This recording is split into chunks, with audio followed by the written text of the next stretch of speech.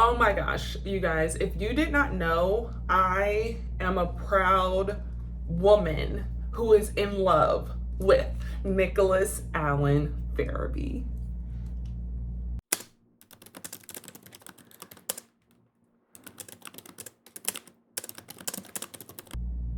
I love that man. That is my man. My man, my man, my man. I love him. Love, love, love.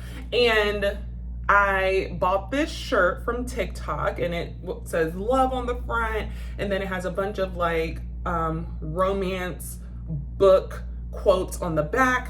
And I showed it to Nick and I said, which one is like us or you to me? And he said it was the one by Megan Brandy in Say You Swear, where it was like, if I'm not her first love, she's mine. Hold on. I want to get this right. Hold on. Okay, yes. The quote says, I'm about to cry already. If she isn't mine in the end, I will still be hers. Bro. I about cried for him to feel that way about me. And I say that, and then I read the book. It was a very good book. Listen to my review on I Just Read This Book, the podcast.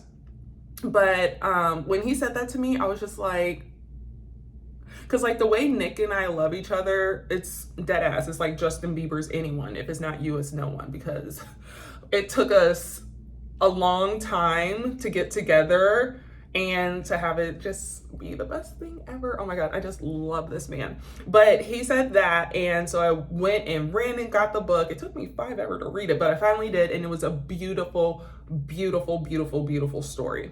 And I like tell other people that that's Nick to me, and I accept it. That's me to him. Like, I don't think Nick is touch her and die, but I am definitely touch him and die. Okay. And yeah, I will like tell other people that this is like our love quote, and they're like, that is toxic. And I'm like, I don't care. I guess I could care if like it wasn't mutual, but it is. I just love that man. It took, like I said, it took a while for us to come together. And long story short, we met on Bumble over 4 years ago. It was December 2020. We met on Bumble. And then in January 2021, we met in real life. And then like 3 weeks later, we were boyfriend and girlfriend. And then that June, we moved in together and we had an apartment together with my dog and his 2 cats for like 3 years. And then we got Joey. So it was 2 dogs and 2 cats in our apartment. And then we recently, December of last year, we bought a house. And I feel like that's all like the big stuff that we have accomplished together. But like, we just love each other. I literally love him. And like, I know I love Nick. But this year, this summer has just proved how legit my love is, because he was a kindergarten teacher, but he left teaching to become an underwriter. And to be an underwriter, he had to go to New Jersey for 2 months to train. And I missed him a lot. And like, at first I was looking forward to it because I would have like time alone, quiet time, just like whatever. And it wasn't giving, mainly because he left. I had a wedding, and then I come back from that wedding, and then there's this romance controversy, and there was so many people pointing the finger at other people they don't know, people who didn't make a statement, so that like just really fucked me up, and I didn't have him to like cuddle and like love and whatever. And then I got fired from my job, and he wasn't here to cuddle and love and just like that support person.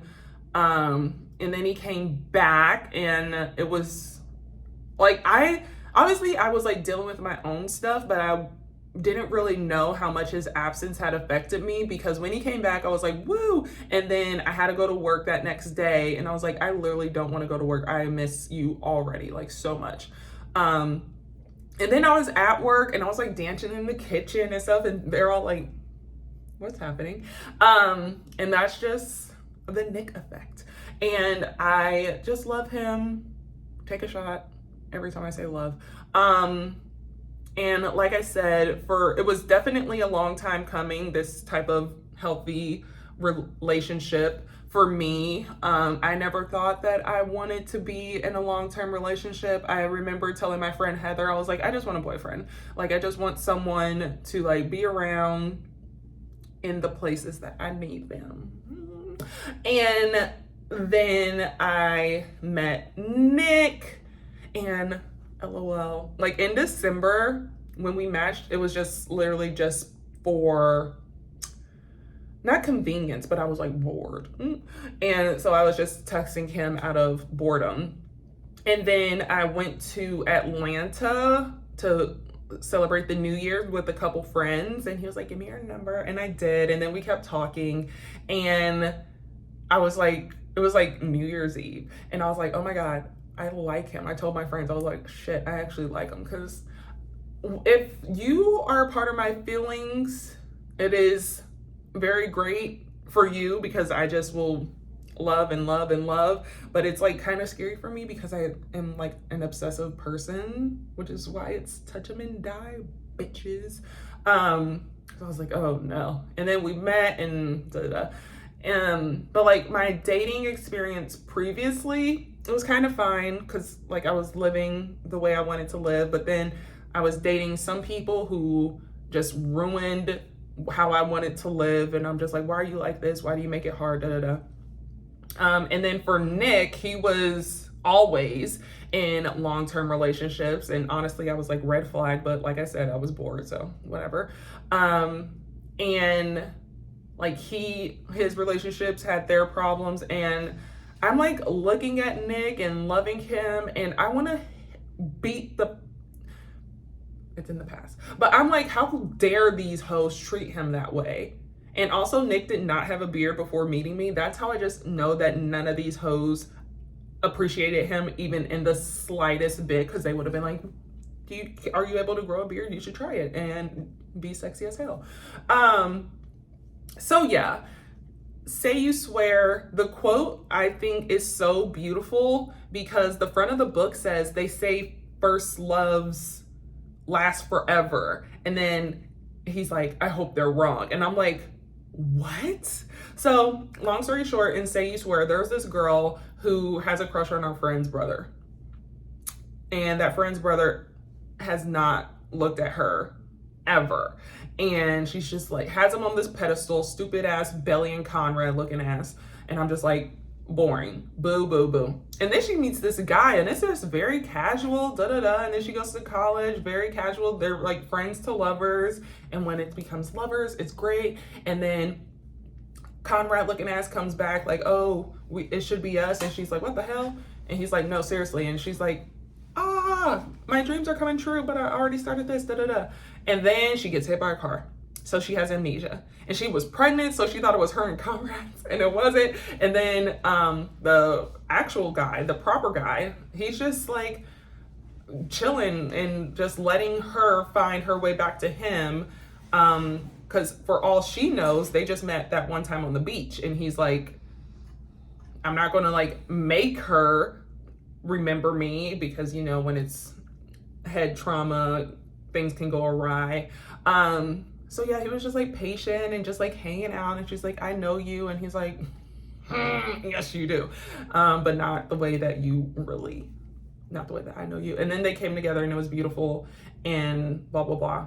Listen to the podcast as well, because there are some tidbits that I laughed about. But the moral of the story is that Nick loves me and I love him, and I love having this quote for the two of us. I love having this book to shout from the rooftops and be like, this is my man. And I love the shirt that I own that has all these other book quotes. Just the fact that there are other, I'm sure there are other couples, assumingly, that relate to those book quotes. And I just think that is beautiful, and love is love is love. And that's just where it is and where we are and how it'll be. And I love Nicholas Allen. Yeah, that is the love of my life, dead ass, full stop.